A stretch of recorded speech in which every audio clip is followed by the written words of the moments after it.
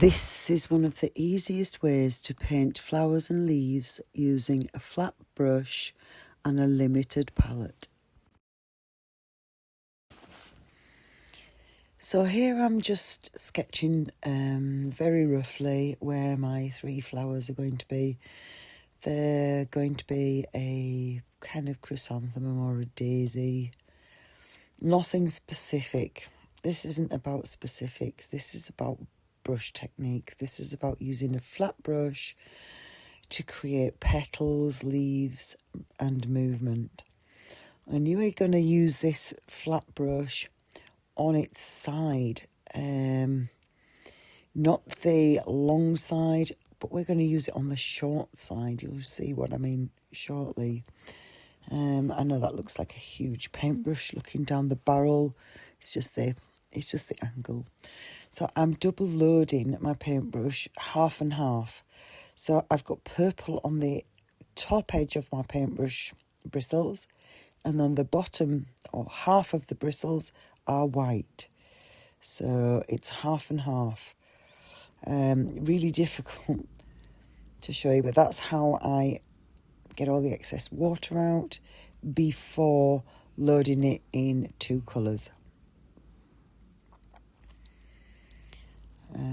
White at the bottom, which is what I'm doing now, and normally for the petals it was purple. Anyway, here we go. I know you can't see very well from my hand at this particular moment in time, but I'm literally just using the thin edge of the paintbrush on its side with a slight place the paintbrush down, push to get the width of the petal, and then lift back up again for the narrowing of the petal. So it's a kind of there's three different pressures in: light, pressure, and then light again.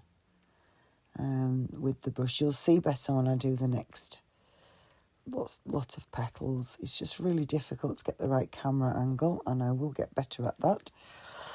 So I'm loading my brush again. I don't know if you can see what's going on there. Here we go again. So purple at the top. On reflection, maybe should have done the purple in the centre to give the illusion of depth.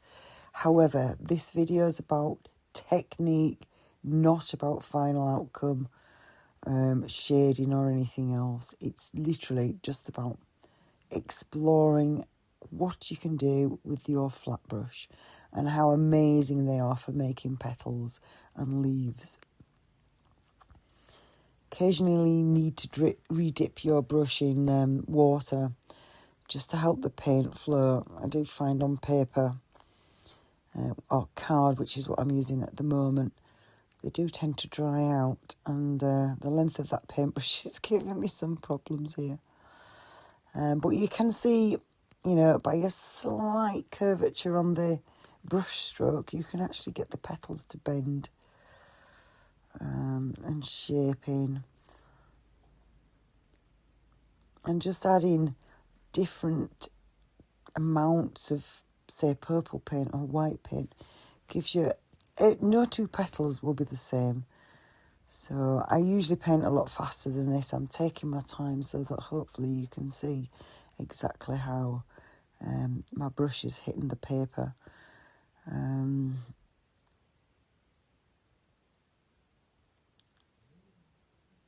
I really need to work on the angle, I think. The angle of the camera, not the angle of the brush. These kind of paintings take such a small amount of time. Again, it's about training your hand and muscle memory and, getting to know the capabilities of your paintbrush, because they're all different. And some bristles work really well with this. Some flat brushes just don't cooperate. This one's not a particularly good brush. I think it's a Boldmere one, and it's not one of my favourites. The handles are way too long for me. I've also had to glue the paintbrush bit back onto the handle with hot glue because clearly I've left it in water and it all came apart, but so it keeps occasionally dropping bits of paint onto my painting. Not to worry, for the demonstration it's doing okay. So over my petals I've added an odd hint of blue. You know, you could spend your time making sure all your paint colours are consistent. I'm now adding some green and I want to get some really thin stems in. So is that a slight angled brush? It is. That's an angled brush. So I'm putting my stems in. And if you don't put much pressure on the brush, you can get some quite good straight lines. Now I'm adding a little bit of blue onto the green. The same blue that I used for the centre of the flowers. And I'm doing this time, light pressure, really pushing hard to get the paint out of that brush and then lifting again to make the stalks of the leaves. You'll see better on a different angle. It's like just place the brush, press down and lift again. And the more you practice these, they become second nature. They become really, really quick. There's lots of other, you know, and a slight curve as well makes all the difference. And because you're not mixing, you know, the same paint, you just might add a bit more blue, a bit more green. You might even add some of the purple. You might differ in the pressure that you put in on the brush. So nothing's the same. They're not, you know, computer generated. These are freehand petals, leaves. They're not perfect, but nature's not perfect. You know, you get some amazing effects just practicing this technique over and over again. Different pressure, different amounts of paint, more water, sometimes less. There really is no end to what you can do in terms of foliage and petals. Okay, keep this one simple. And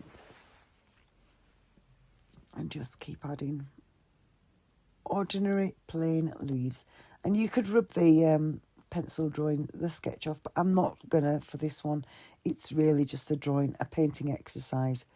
I'm just trying to create muscle memory and familiarise my hand with my paintbrush to make sure it works for me. That one, not perfect. It doesn't matter. It could be a different kind of leaf altogether. It doesn't matter. That's a bit better. Just keep going as much as you want, or leave it there. It's all okay. It's fine. The next time I do intend to do a much more refined flower and leaves, but this is just a starter. This is just something to, you know, get the paint flowing. Open up your blocks and just get you started. Just play. Fill a page full of leaves. Fill a page full of petals. Honestly, can't tell you how wonderful that feels just to fill a page full of leaves in different directions, different sizes. It's just wonderful. Liberating. That looks like a 1/2 inch angled brush, actually, not a flat brush, but you can do the same with a flat brush. More blue, and because I've used the green as well, it's all kind of like matching. The petals, the flowers are kind of like blending in now, aren't they? They're the same shade, same kind of hues. But yeah, that's fine. Thank you for watching.